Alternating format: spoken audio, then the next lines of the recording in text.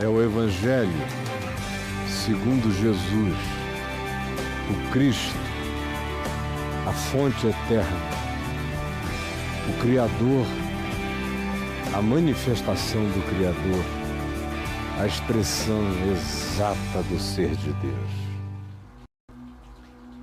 Hoje eu inicio esse ano de 2020 lendo para nós em Marcos, no capítulo 11, do verso 20 ao verso 26. E passando eles de manhã, Jesus e os discípulos viram que a figueira que Jesus havia amaldiçoado, dizendo: jamais nasça fruto algum de ti, viram eles que essa figueira, que estava no caminho entre Betânia e Jerusalém, que é um caminho curto, havia secado desde a raiz. Então Pedro, lembrando-se do episódio do dia da manhã anterior, falou: mestre, eis que a figueira que amaldiçoaste secou.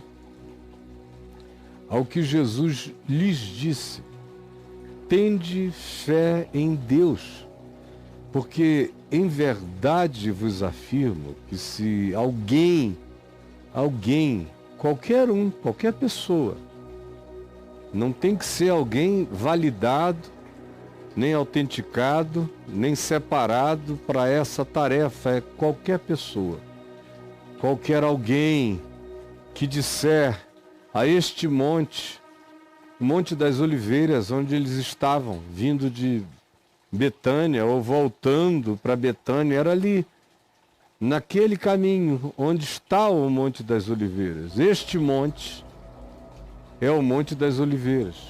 Se alguém disser ao Monte das Oliveiras: ergue-te e lança-te no mar Mediterrâneo, a alguns quilômetros de distância, e não duvidar no seu coração,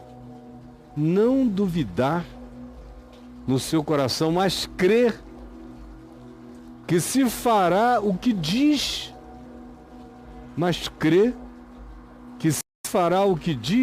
assim será com ele, com essa pessoa, com qualquer pessoa, com qualquer alguém, comigo, com você também. Por isso eu vos digo que tudo quanto em oração pedirdes, crede que já recebestes. Crede que recebestes. Crede que toda oração já é passado. A oração não é futuro. Se ela é feita com todo o coração, sem dúvida, ela tem que terminar como um passado realizado. Por isso vos digo que tudo quanto em oração pedirdes, crede que já recebestes. E assim será convosco, se vocês aprenderem a crer de tal maneira que o pedido já termine como um acontecimento do passado. Porque a fé, que é a certeza das coisas que se esperam e a convicção de fatos que se não veem, faça com que o que antes era futuro agora seja mais do que presente, já se torne passado. Crede que já recebestes e assim será. Deus dirá amém. Assim será convosco. E quando estiverdes orando, no processo de fazer futuro, virá passado. No processo de fazer o que não é, se tornar já naquilo que já até foi e de graça se tornou presente em nossa vida. Nesse processo chamado de oração, é o nome do processo de transformar futuro em presente e passado. É o nome do processo de tirar do inexistente, do nihilo, do nada, pela fé, as coisas que venham a acontecer. Nesse processo, se tendes alguma coisa contra alguém, se tendes alguma coisa contra alguém, perdoai. Perdoai. Você está nesse processo? Lembrou de raivas, antipatias, atitudes determinadas,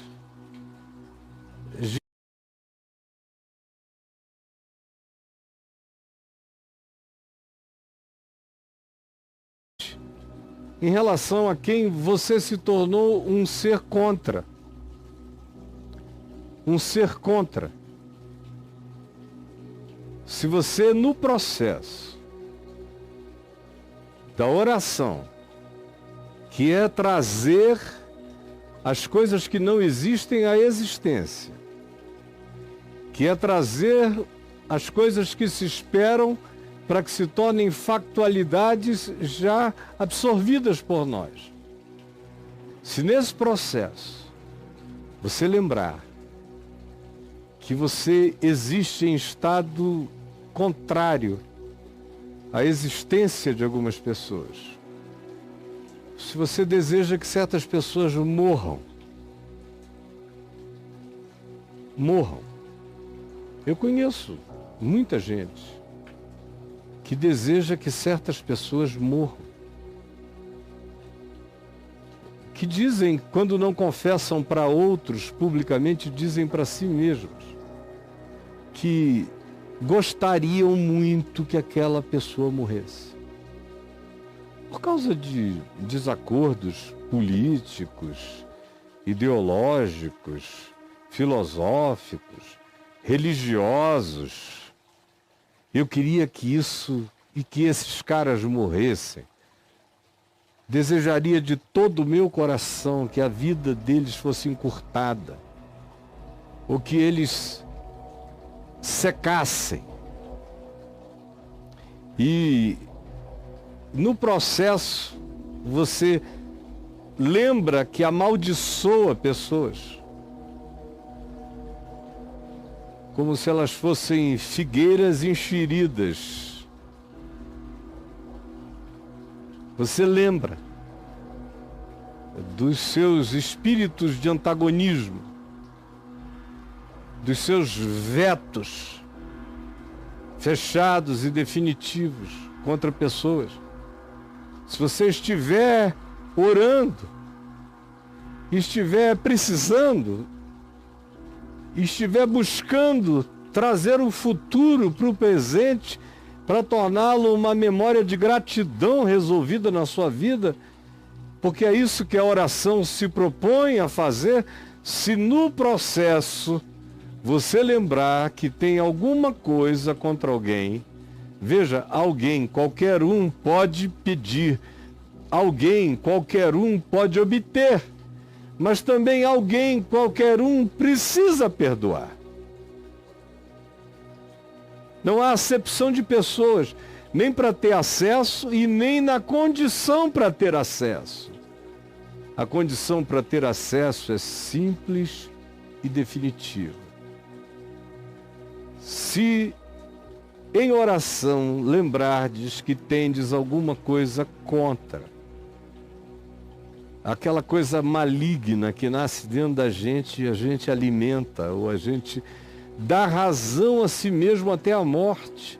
Se você lembrar disso, perdoe, tire, limpe, arranque isso pela raiz de dentro de você. Para quê? Para que o vosso Pai Celestial vos perdoe as vossas ofensas. Mas se não perdoardes, também vosso Pai Celeste não vos perdoará as vossas ofensas.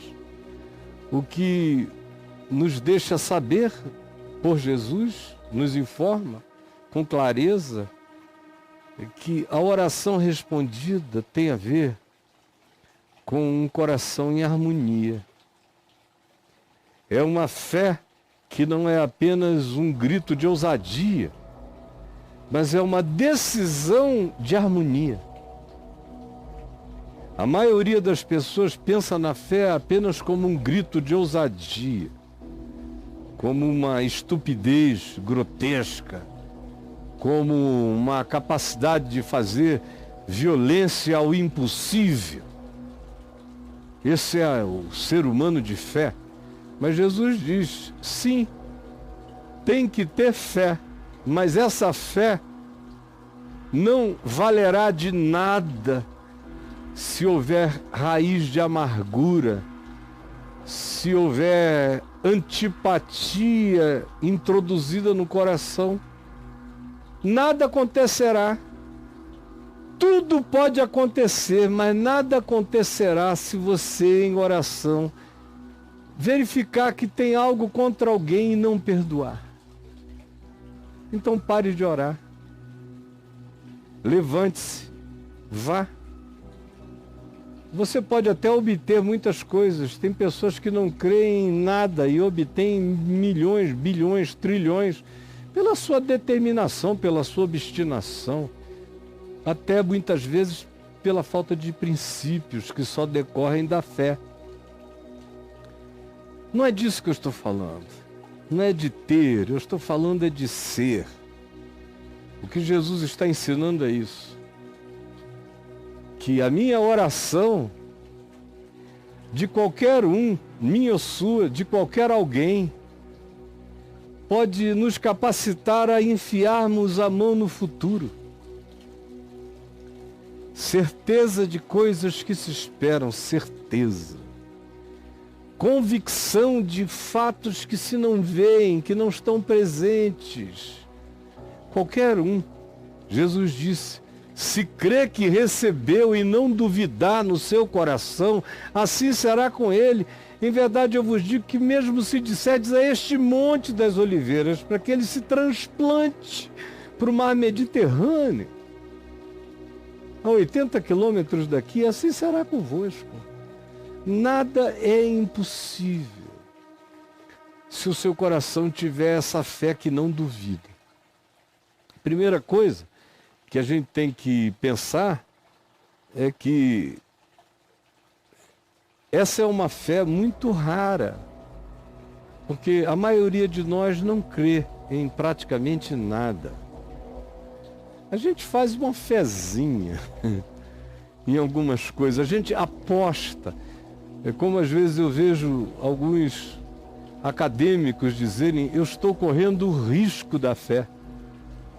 Digo, pelo amor de Deus, cara, está correndo o risco de que fé? Se a fé for um risco, não é fé. Porque a fé, segundo Jesus, não é um risco, é uma certeza. A fé que é um risco não é fé.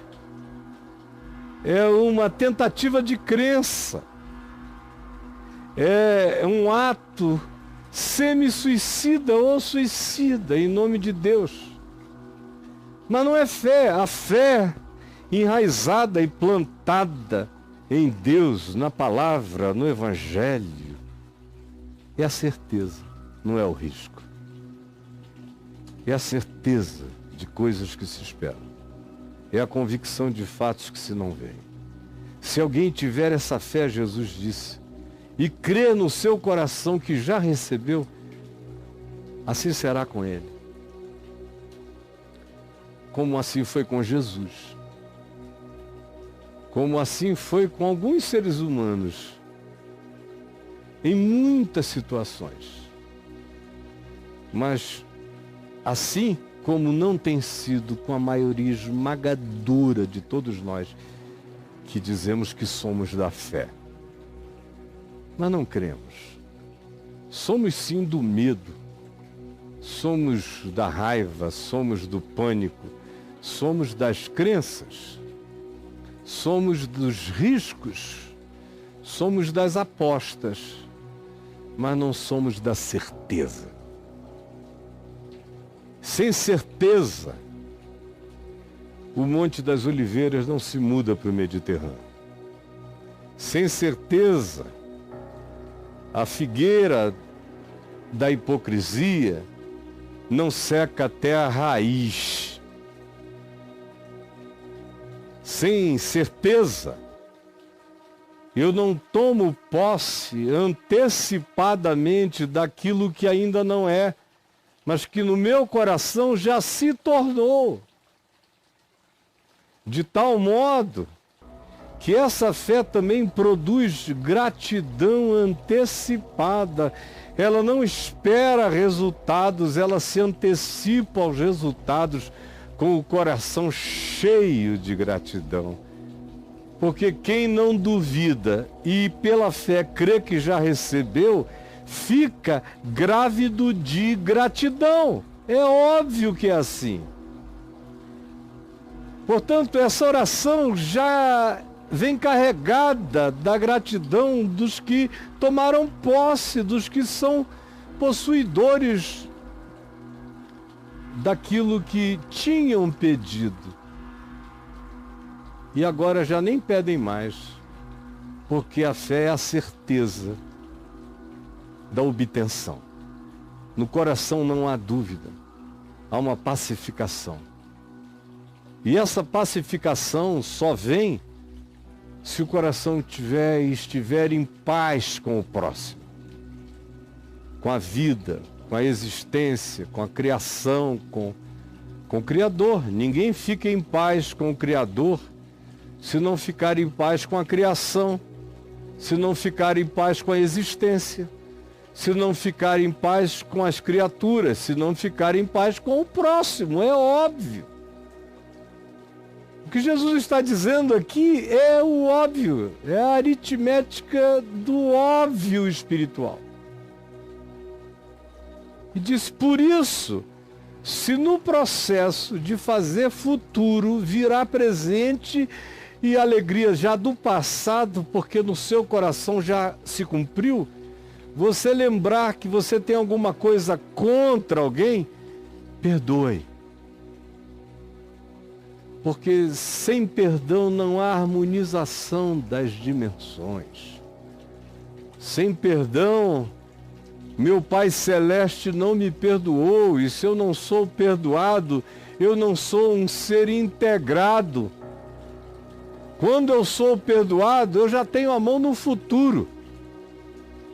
Quando eu sou um ser que perdoa, eu já estou de posse de tudo quanto no espaço-tempo ainda seja futuro, mas a fé não conhece o futuro. Assim como a fé não se abala com o passado. A fé, ao passado, atribui a graça de Deus que perdoa. E ao futuro, projeta a graça de Deus que já fez e já faz acontecer aquilo que, sem dúvida, ao contrário, em harmonia com o Criador, com a criação e com o meu semelhante, eu peço. Eu me torno um com as possibilidades infinitas de Deus. Basta eu me harmonizar. Basta que no meu coração não haja ódio, nem raiva, nem mágoa, nem maldição, nem o desejo da morte em relação a ninguém. Aí, qualquer um, eu aqui, sentado aqui, posso mover o Monte das Oliveiras. Faço uma oração aqui que pode ter consequências lá no Irã. Faço oração aqui que pode ter consequências na Venezuela. Faço oração aqui que pode ter consciência no governo brasileiro. Faço orações aqui que podem curar pessoas distantes daqui, do outro lado do oceano. Mas a fé não conhece passado, presente e futuro. Ela é a certeza de coisas que se esperam, portanto ela está para além do espaço-tempo. E ela me coloca para além do espaço-tempo. sacando do futuro para o presente, transformando o futuro em gratidão do meu passado. A fé está para além do espaço e do tempo. E tudo é possível ao que crê. Se o coração não duvidar e houver essa harmonia pacificadora do perdão, da decisão de não ser Satanás para ninguém, de não ser o contra do outro. O que eu estou dizendo aqui é horrível. É praticamente insuportável, eu reconheço, para a maioria dos cristãos que estão me vendo aqui agora. Divididos, polarizados, cheios de ódio, com muita raiva. Cheios de muito diabo, de muito Satanás, de muito demônio. Contra tudo, contra todos. Cheios de dogmas. Por isso você pode orar, orar, orar, orar e nada vai acontecer. Porque a sua oração está fadada ao sepultamento de confissões ineficazes e inférteis. Suas palavras são sementes mortas que não engravidam o mundo espiritual.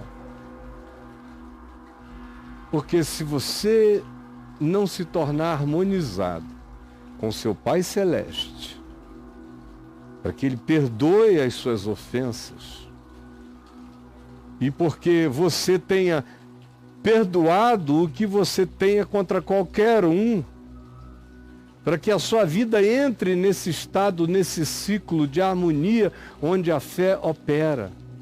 A fé opera pelo amor. É tão óbvio, é tão simples, para mim é quase uma mecânica, é uma arquitetura para ser enxergada.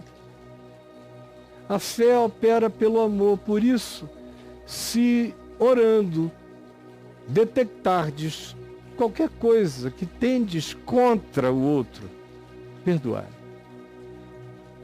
Porque a fé que saca do futuro para o presente e que já transforma o que não é em atitude de gratidão, essa fé só opera pelo amor, só se configura pelo perdão. Porque sem perdão ninguém ama nesse mundo. Para a gente amar nesse mundo, a gente tem que aprender a perdoar. Para a gente amar neste mundo, a gente tem que aprender a perdoar, porque quem não perdoa não vai conseguir amar ninguém na face da terra. Por outro lado, se eu não perdoar, eu não serei perdoado. E a minha voz não será ouvida. E o meu clamor não será atendido. Eu estou pedindo coisas que se tornem reais, sacando e puxando o futuro para o presente, para que ele seja uma gratidão na minha memória, mas enquanto isso eu não consigo no presente esquecer ou perdoar o mal ou o que quer que eu ache que alguém me fez. Não adianta, porque a maldade do outro, Jesus está me ensinando, não serve de álibi para o meu ódio, nem para a minha mesquinharia, nem para a disfarçatez da minha hipocrisia. Mas eu sei que o que eu estou dizendo aqui é insuportável. É insuportável. Se eu estivesse falando outras coisas, não estivesse tocando no nervo do Evangelho, milhões me seguiriam todos os dias. Mas os que têm vindo são puxados pelo Espírito Santo, porque essa palavra que eu estou pregando é contra-intuitiva e contra-instintual em relação a todo aquele que ainda existe como bicho, como animal, como predador, mamífero, que não se tornou filho de Deus. Porque Jesus disse que os filhos de Deus são aqueles que perdoam, que são misericordiosos e tolerantes como o Pai Celeste, que faz vir sol sobre maus e bons, chuvas sobre justos e injustos. Ele disse assim também: sede vós, como vosso Pai Celeste. Isso é imitar a Deus como filhos amados, é agir como Ele age. E demanda de todo aquele que diz que é seu discípulo que se torne de fato alguém assim.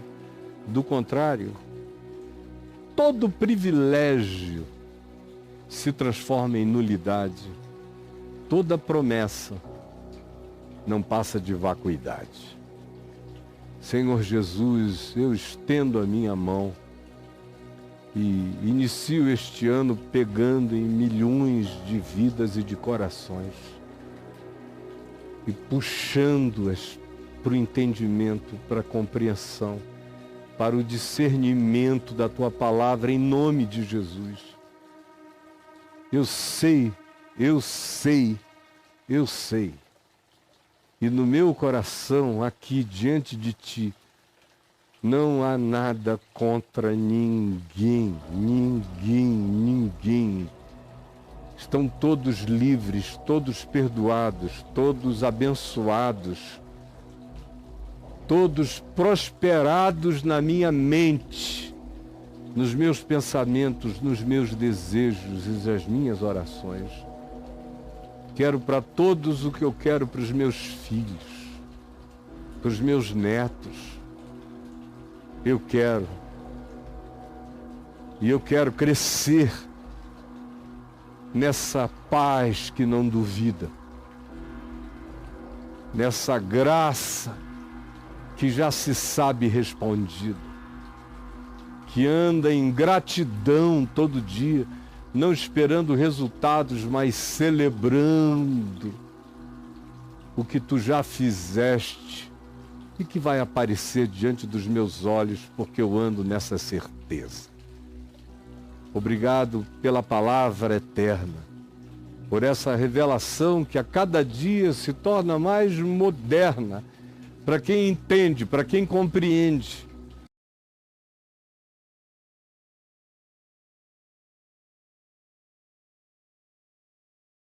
Não sabem o que é amar, não sabem o que é o Evangelho. Não entendem o poder da fé que opera pelo amor.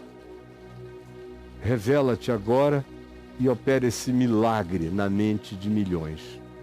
É o que eu te peço, em nome de Jesus. Amém e amém.